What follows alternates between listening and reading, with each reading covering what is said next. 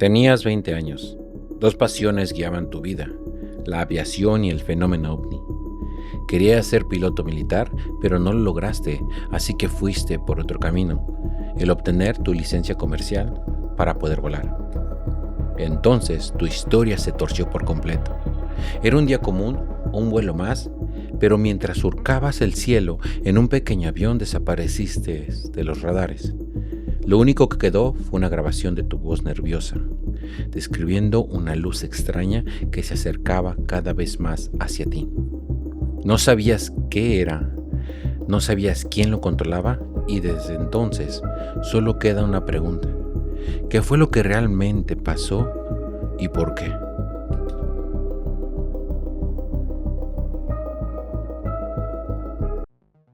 El 21 de octubre de 1978, Australia vivía otro atardecer tranquilo.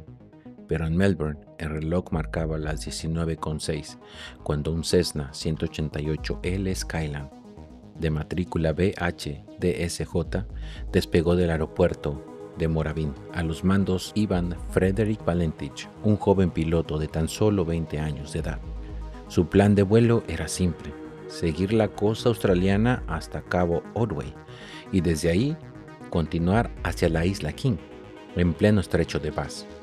El clima acompañaba cielos mayormente despejados, buena visibilidad y un viento suave de apenas 5 o 10 nudos. Esa noche las estrellas brillaban intensamente y en el horizonte podían verse Venus y Marte. Con 150 horas de vuelo y una licencia de piloto privado, Valentich se sentía seguro. Sabía que el vuelo nocturno presentaba desafíos distintos al diurno, sobre todo al dejar atrás la costa para adentrarse en el mar, rumbo a una isla con muy poca luz que sirviera de guía, pero estaba confiado. Durante los primeros 45 minutos todo fue normal. El motor rugía, estable, el horizonte era claro y el cielo tranquilo. Hasta que de pronto, algo rompió la calma. Un objeto apareció en la distancia, moviéndose de una forma que no correspondía a ningún avión conocido. Intrigado y quizá ya con una sombra de inquietud, Valentich tomó el micrófono y llamó a la torre de control.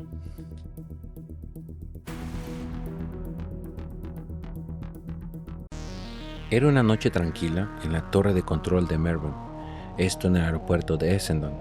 El tráfico aéreo no era intenso en aquella época, pero para un controlador cada vuelo era responsabilidad absoluta.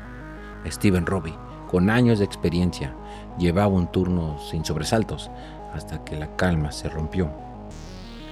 Eran las 19:06, la radio crépita, una voz joven firme, pero con un matiz de inquietud. Aquí Delta Sierra Juliet, ¿hay algún tipo de tráfico conocido por debajo de los 5,000 pies? Robbie revisa sus pantallas. Delta Sierra Juliet. No hay tráfico conocido. Una breve pausa, luego la voz vuelve, ahora más tensa. Parece que un avión me está siguiendo. Está un poco por encima de mí a unos 1,000 pies. Delta Sierra Juliet. ¿Puedes confirmar que se trata de un avión? No puedo confirmar. Tiene 4 luces brillantes y parece metálico. El tono de Valentich cambia. Ahora está delante de mí. Se está moviendo a gran velocidad. Delta Sierra Juliet. ¿Qué tipo de avión es? No es un avión. Está volando sobre de mí y está flotando. No es una aeronave convencional. El piloto respira agitado, su voz cortada por el ruido del motor. Está haciendo algún tipo de juego. Vuela sobre de mí 2 o 3 veces a una velocidad que no puedo estimar. Robbie intenta mantener la calma. Delta Sierra Juliet. ¿Puedes decirme tu rumbo y altitud? Estoy a 4.5 pies rumbo a Kings Island. Un silencio breve. Luego, con un tono más grave, Valentich añade: Melbourne, la cosa está orbitando encima de mí, tiene una luz verde y parece metálico. El motor está funcionando de forma irregular, no es un avión. Durante 17 segundos, la frecuencia se llena de un sonido extraño, mecánico, como un raspado grave que hace vibrar los altavoces y luego nada, silencio absoluto. Ese fue el último contacto con Frederick Valentich, un piloto joven, un cielo despejado y un objeto que nunca fue identificado.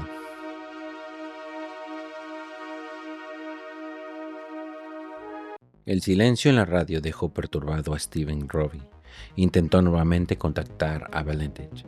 Sin respuesta, sus ojos se movieron rápidamente hacia el radar, buscando cualquier señal del Cessna 182L, pero nada, la pantalla estaba vacía.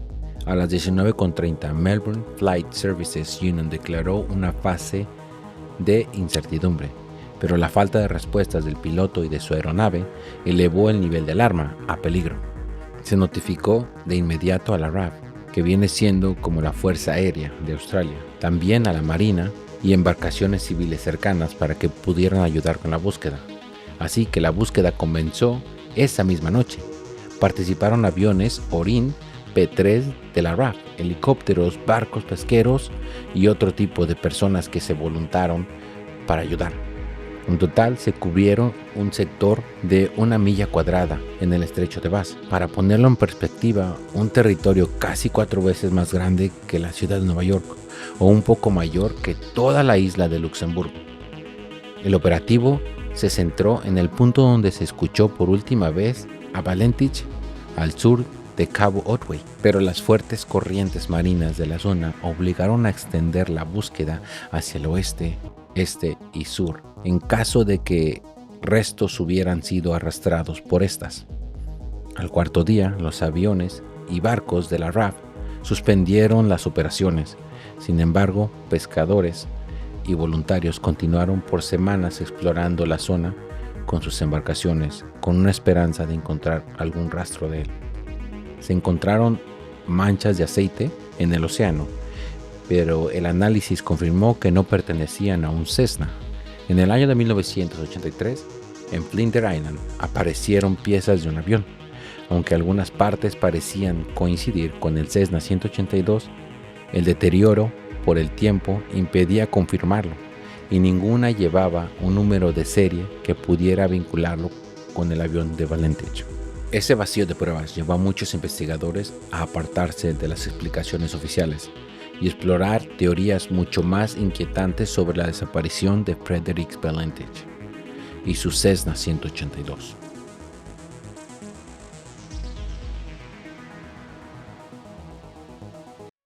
El reporte oficial del Departamento de Transporte de Australia concluyó que lo ocurrido con Frederick Valentich y su Cessna 182 probablemente fue el resultado de una desorientación especial o un accidente en el mar. Su argumento se basa en 3 puntos claves. Primero, experiencia limitada en vuelos nocturnos. Segundo, condiciones visuales engañosas sobre el océano. Y tercero, la ausencia total de restos confirmados de la aeronave. Aún así, el propio informe reconocía que no había pruebas concluyentes de ninguna causa en específica. La RAF, la Real Fuerza Aérea Australiana, llegó a una conclusión similar. Un accidente, ya fuera por error humano o por una falla mecánica, pero incluso ellos admitieron que 2 elementos permanecían sin explicación: el reporte de luces en el cielo y el extraño ruido metálico registrado en la comunicación final que tuvieron con él.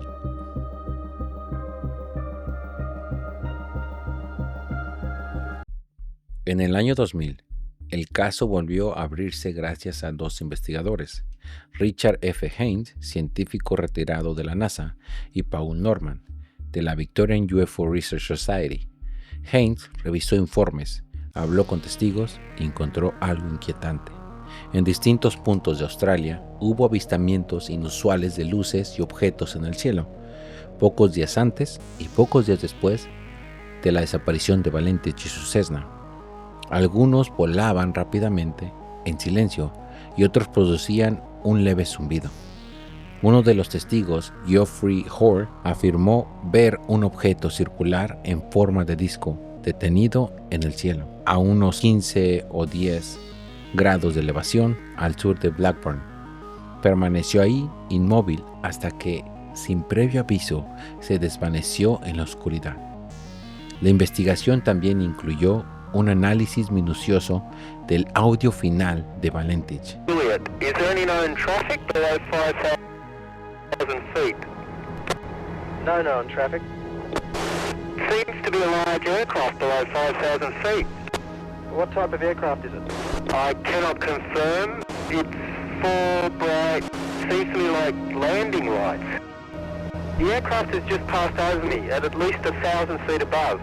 Is there any Air Force aircraft in the vicinity? No known aircraft in the vicinity. Seems to be playing some sort of game. He's flying over me. Delta Sierra Juliet, it's not an aircraft, it's...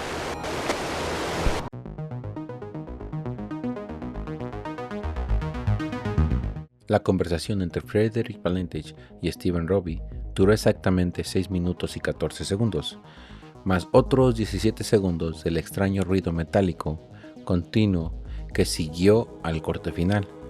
En su informe, Richard Haynes analizó minuciosamente el audio.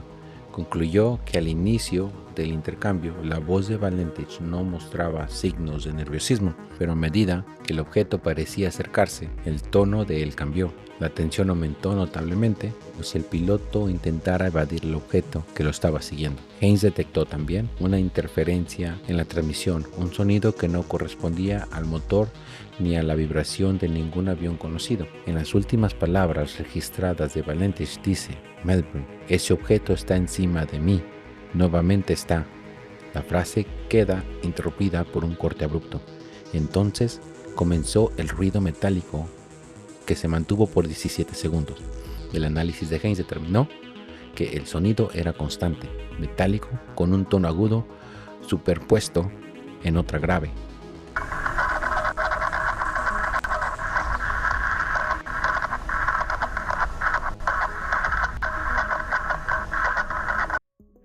No había fluctuación típicas de las vibraciones de una hélice.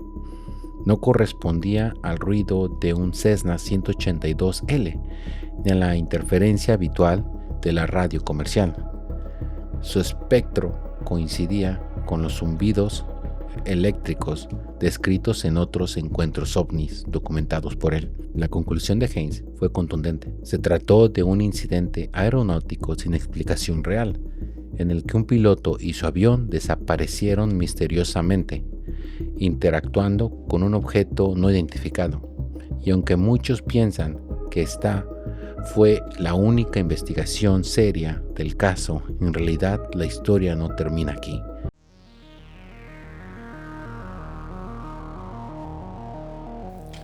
Paul Norman llevó su investigación directamente al lugar de los hechos. Viajó hasta el estrecho de Bass y recorrió las áreas costeras que seguían la ruta del vuelo de Frederick Valentich. Entrevistó a pescadores, residentes y personas que aquella noche estaban al aire libre. Algunos aseguraron haber visto luces verdes brillantes en el cielo. Entre los testimonios que recopiló, varios coincidían: luces que se movían de forma errática, siguiendo a otra luz más pequeña. Norman clasificó estos relatos en 3 grupos: testigos confirmados, testigos probables y no confiables. 4 de ellos fueron considerados altamente confiables. Todos afirmaron haber visto una luz verde en el momento y lugar exacto de la desaparición. Con esta información, Norman evaluó varias hipótesis: confusión con un avión militar, descartada por falta de registros y por un patrón de vuelo atípico; meteoros o reentradas de basura espacial, descartado, no hubo reportes astronómicos que coincidieran; fenómenos atmosféricos, otro descartado, no existían condiciones para auras o otros efectos luminosos. La única hipótesis que parecía para él concluyente era la del objeto aéreo no identificado, y así lo dijo Paul Norman. Lo ocurrido a Valentich apunta a un fenómeno aéreo no identificado, cuyo origen se desconoce. Lo que sí puedo asegurar es que Valentich no estaba solo en el aire, y lo que sucedió no corresponde a fenómenos astronómicos o meteorológicos registrados por el hombre.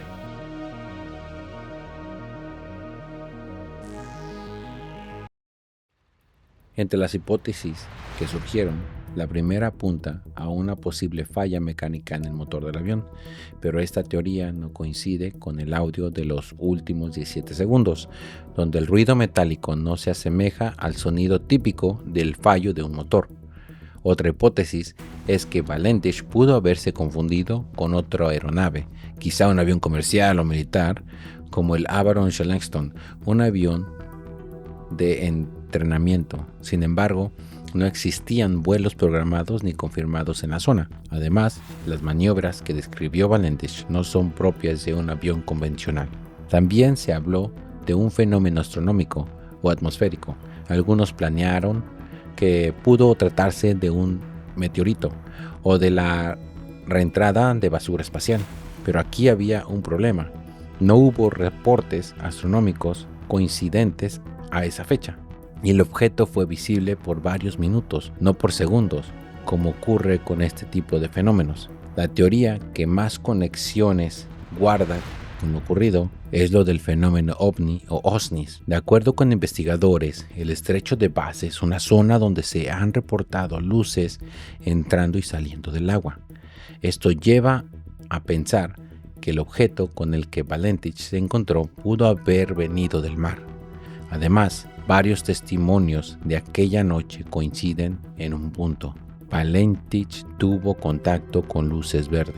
Aunque muchos investigadores no aseguran que su desaparición haya sido causada por un ovni, existen múltiples casos con descripciones muy similares donde aviones reportan encuentros con objetos extraños, y eso deja aún más interrogantes sobre el fenómeno y sobre lo que realmente le ocurrió a Frederick Valentich.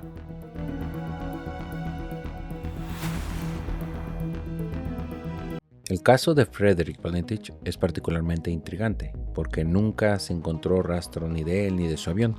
Años después, familiares y su novia de aquella época revelaron algo importante. Valentich tenía un gran interés por el fenómeno ovni. Solía conversar sobre el tema, compraba revistas especializadas en el fenómeno y estudiaba las luces y la manera en la que se comportaban en el cielo. En una ocasión le preguntó a su novia de aquel entonces: ¿qué harías si te encontraras con un objeto así? Ella respondió: no lo sé. Y él sin dudar dijo: yo me acercaría para verlo más de cerca. Su padre también contó que su hijo creía firmemente en este fenómeno y que pensaba que estos artefactos podían representar un peligro para los aviones.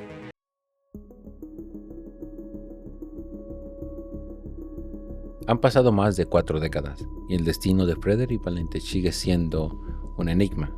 No hay rastros, no hay respuestas, solo una transmisión interrumpida por un ruido imposible y el recuerdo de unas luces verdes sobre el estrecho de Bass.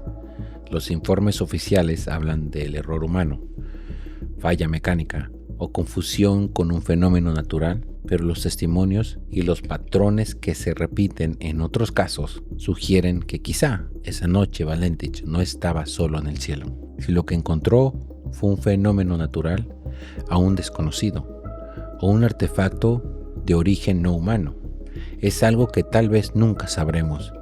Pero cada vez que un piloto desaparece, cada vez que una luz extraña es reportada en el horizonte y el nombre de Frederick Valentich vuelve a aparecer, recordándonos que hay misterios que aún esperan ser resueltos. Gracias por llegar hasta el final de este video. Te agradezco tu like y tu tiempo. Quiero que sepas que estoy muy contento con el progreso de este canal. Si te gusta, comenta.